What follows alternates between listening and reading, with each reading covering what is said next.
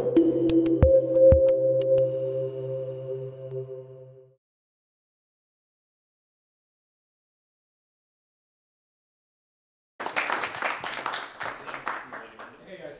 you for joining us, and I'm quite happy to be here. This is my first DevCon. I joined Alfresco 1 year ago. LinkedIn told me yesterday that I'm celebrating my first anniversary, so I'm quite excited to be here. I'm acting as the Activity Technical Lead. How many of you guys know Activity, have used Activity before? Can you raise your hands, please? Okay, so most of you guys know what Activity is. And this presentation is all about the project, about the roadmap, about what we are doing, about how are we organizing ourselves to move this project forward. So for me, it's quite important to share with the community of users about what we are doing, and also to try to introduce you guys of what are the main objectives of the project, what's the difference between Activity and Activiti Cloud, the new thing that we are doing, and how it all relates with what Brian presented before in the keynote, how it all relates with the digital business platform that Alfresco is built, and how we are just helping the Activity community to move forward to this new modern environment. So this is, for us, it's key. So you can understand what's the plan. Yes. So first of all, I wanted to introduce the team. So myself, Elias, and Ryan, we are the core team inside Alfresco working in this Activity and Activiti Cloud projects. We are 3 core developers working full-time on this, and we are sponsored by Alfresco. But I'm happy to present Daisuke as well, who is here. It's community contributor for the Activity project. He's quite, and we have Igor as well. Nice to finally meet you in person. We met via Skype. We have one from Canada, one from Japan, so they are quite heavily distributed around the world, and we have some other community members like William as well, from SciSig, which is based in London as well. Our main job here as part of the lead team of the Activity project is to make sure that we can collaborate with partners, with community members, with other hackers that are interested in these projects, and make sure that those collaborations are added into the master branch and into the development branch. We are changing the way that we work in these projects, and that's quite important, and I will be doing another session this afternoon about that, about how do we work every month and how do we make releases. This presentation, I will be just covering a couple of very big and high-level points about the project, and what are our guidelines to make decisions, and how are we taking this project forward into the future. I will highlight the difference between Activity and what Activiti Cloud is, the new stuff that we are making. And I will go a little bit high level on the concepts inside Activiti Cloud, which I think that are important. So when you join, if you are interested in these topics, you can join Ryan's presentation just after mine about the example, and all these things are going to be exemplified in a scenario that we will be presenting. Did you start the demo? When do you need it now? If you can start it now, okay. Yeah, that would be good. Take a look at this slide before he changes, but the main idea, I think that you can even start it without changing, right? Yeah, just go ahead. So, first of all, before starting talking about Activity, we need to recognize that the landscape and the technology stack out there in the industry is changing, and also the philosophy on how do we build software. So I consider this something that Brian mentioned already, like Kubernetes Docker, that's Spring Cloud. As our infrastructure, as the things that we are going to use as abstraction layers to build software. So we use Kubernetes as our orchestrator for containers, and containers brings a different way of building software. When we grab something that was built before containers and put it inside a container, we can get it working, but it's not the way that we should do it. And for that reason, we are just using all these theoretical background for microservices, cloud-native Java, it's a very important book around this, and Spring Cloud and the things that the Spring Cloud community is doing. We are consuming it in order to build all these new technologies. Okay, so this is starting our demo. You will see that we have our development environment using Minikube, which is a Kubernetes cluster for development purposes. And that's starting. If it's starting, I think that we can go back to the slides. Yeah, great. So by the end of the presentation, we are going to show something using these technologies. But before doing that, I want to clearly state what's our approach for cloud, which is the next slide. Yes. We need to make sure that we move Activity to these new cloud environments. Kubernetes, Docker, Spring Cloud, they are proposing new paradigms, and they are proposing new architectural styles of our services, and we need to make sure that Activity fits well in these environments. So the main idea is with Activiti and Activiti Cloud is to make sure that Activiti works in these environments in the way that the project is supposed to work. Remember that Activiti was conceived way in the past, and most of the open source VPN projects were designed before the cloud era, which makes it something that we can make it run in Docker and Kubernetes, but it's not designed for that. With Activiti Cloud, we are making sure that we design from the scratch these services, so they are fit well into that. You will see a lot of things, interesting things in that console, which is fun. The next slide is all about our journey. So, and this is the journey that you will probably go if you're looking into Kubernetes and Docker and containers. We started with Activiti 6 and Activiti 5, or same architecture style, and we consider that as a monolith. How many of you know, guys, what the Activiti app is? Okay, some of you. So the Activiti app is a web application that allows you to design your business processes and automate them. You can execute them inside this web application. Everything runs in the same context, so if you want to scale this application, you need to cluster it and have multiple replicas of the same application running in there. The same with the database. It uses a relational database, and if you want to scale that, you need to cluster the database if you want to scale into high volume. That's perfectly fine. You can just achieve a high load with that. But architecturally, looking at what Kubernetes does for us and what Docker and containers does for us, doesn't fit quite well with that architectural pattern. If you look inside the Activiti 5 and Activiti 6 app, you will find that inside it, you have the Activiti library, which is a jar, which is just a library, a Java library that you can embed in your own applications. When you do that, when you embed a library in your own applications, you are taking a lot of responsibility because you need to make a lot of definitions and you need to understand exactly what the engine is going to do and how are you going to put new business processes, put new Java delegates. And there are a lot of technical things that you need to understand in order to use that correctly. With the Spring integration, we made things quite a little bit more simpler for people that it's already using Spring. So in order to bootstrap the process engine, you just use Spring annotations to inject stuff, and everything is automatically loaded for you. But then still, you need to make a lot of decisions around that. Activiti, since it was born, it is quite related with the Spring community, and it's quite popular in the Spring community. If you look at the Spring community and you look for business process management, you will hit Activiti there. And we are definitely committed into improving that integration. And we are doing some refactorings around that to make sure that whatever we do for Spring, it works without Spring as well. The next step in the journey, right, we switch to the one, but it's downloading. Oh, yeah. Yeah, the connection's slow. No, sorry. Just go back to the journey. Right, the journey. Yeah. Yep. So the next step is a Spring Boot.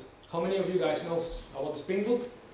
Okay, it's getting quite popular. Everybody knows about that. We provided in Activiti 6 an integration with the Spring Boot, but now in Activiti 7 we are refactoring that to make sure that we follow 12-factor apps concepts. And I don't know how many of you are familiar with 12-factor apps?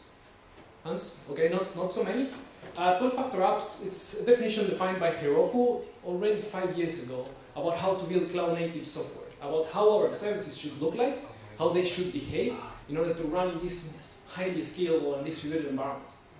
They state that in order to make sure that the cluster, the orchestrator that is managing the cluster can move your services around between different machines and between different VMs, needs to know how these services are created and how they are orchestrated.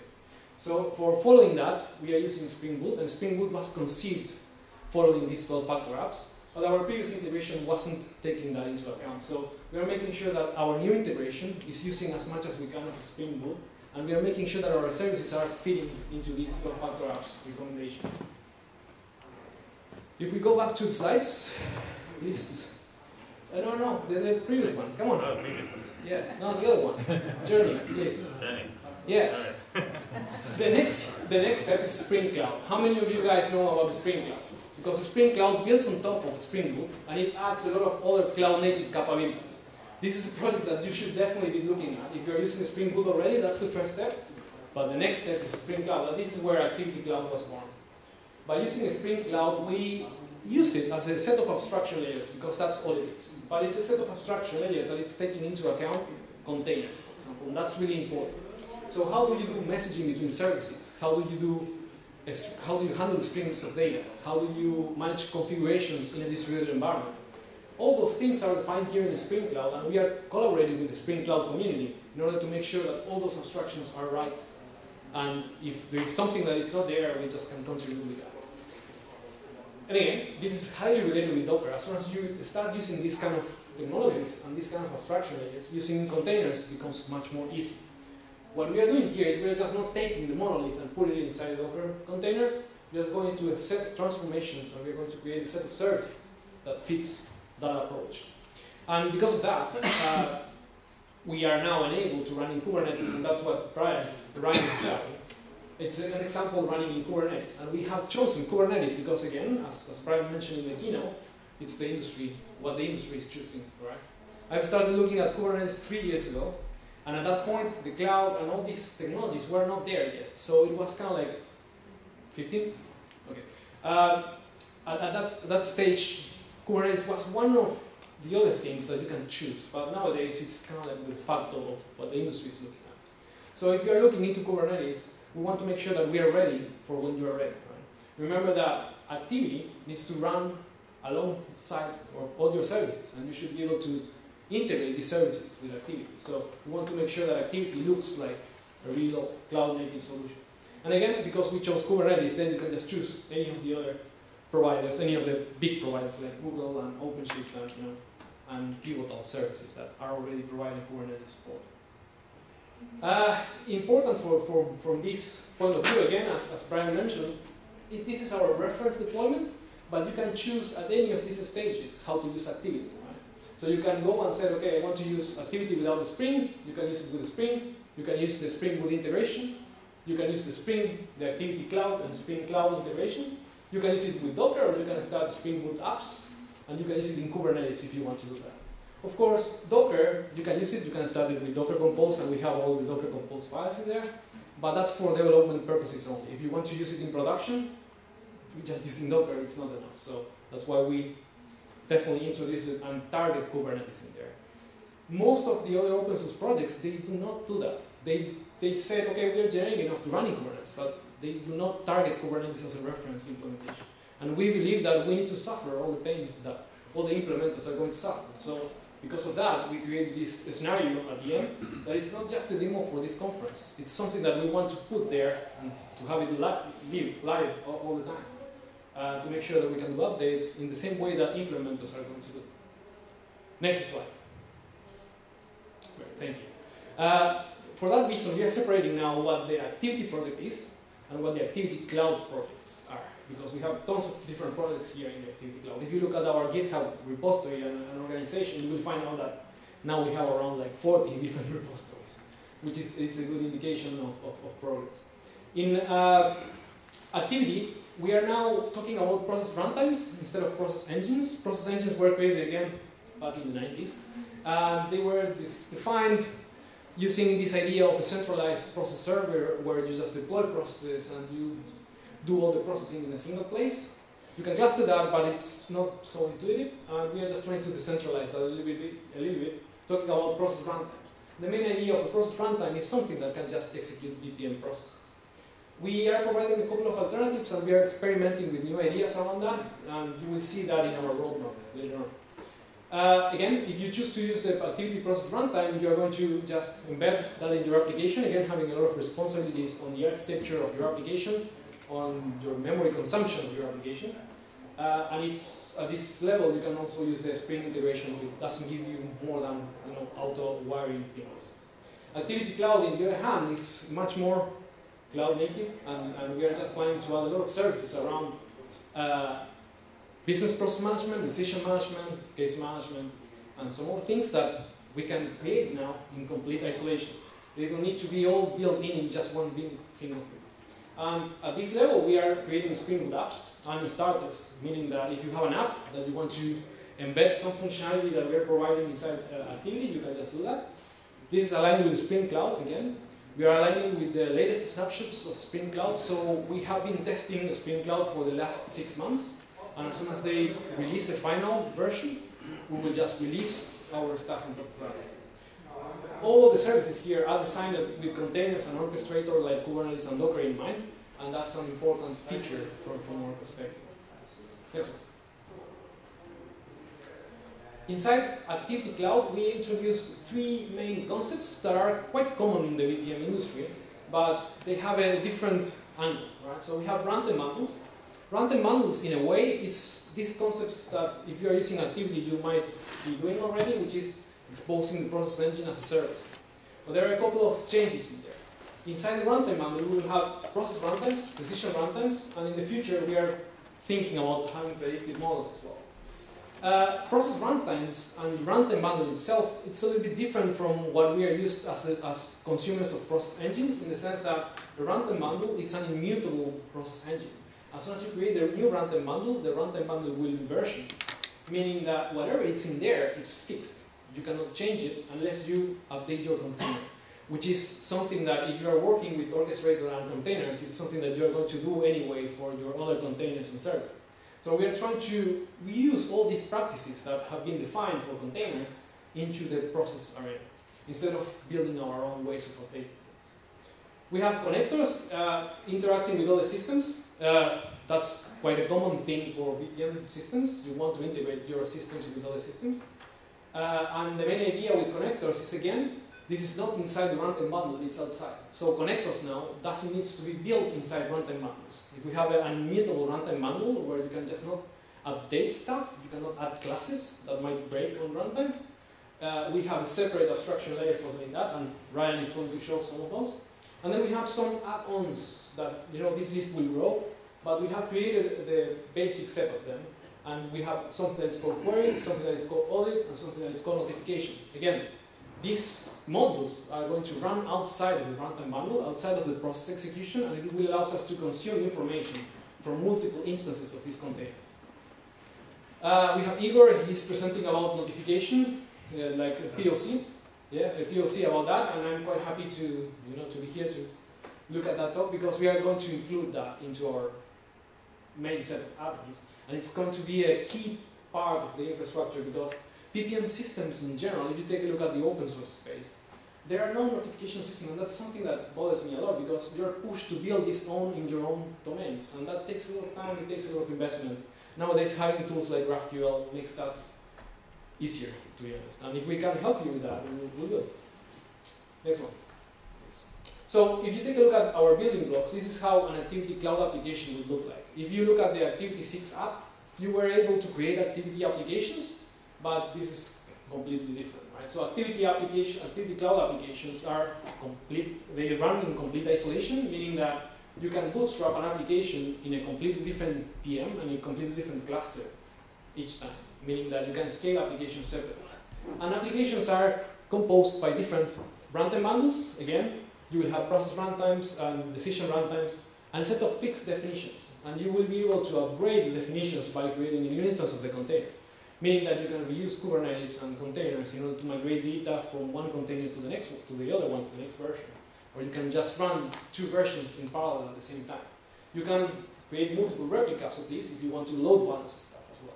And all of that is handled by Kubernetes, so we are not reinventing how we load balance stuff, we are just reusing things that are out there. You can have multiple connectors that are going to serve as bidirectional channels to interact with your process, so you can use connectors to create new process instances, and also process instances can call services using connectors. In order to unify all the data that is being generated by these runtime bundles, we are using query and audit. So audit is audit trail. You can go and look at what the runtime bundles are doing. This is going to use messaging in order to do that in an asynchronous way without blocking the process engine. The same for query. We noticed that there are some use cases where you have a lot of UI consuming data, right? We don't want to impact the process runtime with those requests. We don't want to impact the database that is backing up all that data in order to present data to the user. We want to make sure that that's separated and you can use it. We also are working in this way of creating reference implementations, so specifications of what a runtime bundle is, what query and what audit is. Then we are providing different implementations. We have William here who is working on the query module, right? So he's providing a new implementation for our reference implementation of the query module, and we are quite happy with that. And we have Daisuke as well, who is contributing alongside with the MongoDB implementation for audit. And we are open for community members to start providing these new implementations using different technologies for doing this job, because sometimes you need one technology, sometimes you need another one. We are an open source project, so having different alternatives is always good. Ryan, the next one, please. Of course, if you are going to run an Activiti Cloud application, you need an infrastructure, and this maps quite well with the diagram showed in the keynote. We use message brokers, we use an identity service, which is this one. If you take a look at our community project, in our community project we are using Keycloak, which is, again, it's a single sign-on identity management solution. You can just replace that. We are also using a gateway to unify applications, and we're using configuration service and service registries as our main way to find out what's deployed. So with this infrastructure, which is of course running on Kubernetes, we can have access of what applications are deployed, we can manage them, we can kill them all together, and we can just make sure that the administration side of it and DevOps side of it is like frictionless, as was mentioned before. If I have 5 minutes, I will just jump to the scenario. Yeah. So we created this scenario as part of the community project to, first of all, make sure that we have a publicly available example of how to do things with these new technologies. We want to make sure that these examples exemplifies our technology choices and our technology stack in the best way possible, showing something that it should look like a common implementation. Of course, this is the first iteration, so it's a service-to-service interactions. We are not showing any user task implementations, but that's something that we are going to add in the future. Okay, that seems to be downloading. Can I switch back? Yep. The main idea of this scenario is to, we are imagining that we are inside a global marketing company, so it's a worldwide company. And the company main focus is to create campaigns about trending topics on social media, something that it's quite common nowadays. So the main idea is that the company cannot predict trending topics. So we need to make sure that we can create campaigns for those trending topics as fast as we can. And let's say that we can do that in minutes. We have isolated departments running campaigns. We can have one department in the US, one department in London, one in Portugal. They all run campaigns on different trending topics. And of course, they do not need to, they don't need to clash between each other. So they need to run in complete isolation. They need to scale differently, and we need to provide all those features. So yeah, scaling separately is one of the main advantages. So if you jump to the next one, I'm just introducing this so Ryan can just go deeper. So the main idea is that let's take Twitter, for example. This is not limited to Twitter, but we can just take that. We can hook into the main global Twitter timeline. We can pick with an Activiti Cloud connector all these tweets, and we will forward the content to these different campaigns. We will have a pool of campaigns where you can just add or remove campaigns dynamically. There is no requirement to deploy a new one. You can just define a campaign and put it out there, and it will start working. And we have a couple of services for ranking users related to the campaign, and also to reward users that are engaged with these campaigns. The next one, because I have no more time. So what a campaign is defined by what needs to be done with the trending topic. It's a logical question. And how and when we need to reward users engaged with that campaign. And that's defined by processes, right? So we define a couple of business processes to do that. So the first one is what to do with it, right? So we can just process the tweet and filter some of the text of the tweet. Then we can do some sentiment analysis, and this is negative feedback about this campaign, or is positive. And then we can rank the user based on this analysis that we do. And the second one is something that is going to be defined by the campaign about how often we need to trigger this process to get the rankings, and then send some rewards to the users that are engaged with that campaign. That's what Ryan is going to be showing. The important thing of this is that this is the runtime bundle. So a campaign is a clear example of what a runtime bundle is. The runtime bundle is this definition of these two things. This definition is explaining the what. It's not explaining how to perform these integrations. So we're introducing connectors, here system-to-system connectors, to do that. And we can do that in a different life cycle. So we can create a definition of what the campaign needs to do, and how it's done. It's defined by developers and DevOps that are deploying these connectors and making sure that these connectors are alive. Part of our effort in this Activiti Cloud project is to make sure that we provide all the tools. So you know that if you are deploying this runtime bundle containing these two processes, you can do that as soon as there are enough connectors to perform all the system-to-system interactions. But there is nothing to stop you to deploy this without any connector, and then starting deploying the connectors, And then the platform is going to start picking up all the system integrations. We are not going to demo that, but we can do that. Yes, one more minute. We have one question. So the boxes on there are those service tasks? These are service tasks. Yeah. So how would you deploy those in the cloud environment then? You talk about connectors, but what's the difference between a service task and a connector? Service task is the VPM construct. This is the definition. Here you're stating the what. Implementation then of the service task? The implementation is a cloud connector. Okay. So that's implemented, it gets called via REST API, is that? No, it's async. Okay, is it embedded then in some way? Is it no. some Java code that runs? It's outside. So basically this is the campaign, this is the runtime manual, and it only contains the definitions. We're going to deploy connectors that are going to be outside, and that's the one that is going to contain the logic to connect to the external system. Okay. He's going to demonstrate that. And that's pretty much it. The last thing that I want to show is the last one, that if you are interested in working with us and collaborating, please take a look at these links. We have our Github channel there where we are 24/7. We have people all over the world, so there's always someone there answering questions. We have our Git book, and we will appreciate contributions on that. And if you have suggestions or things that you want us to cover in that book, it's going to be very welcome. And we have a public roadmap about what are the things that we are doing today and what are the things that we're going to do in the next 3 months and long term.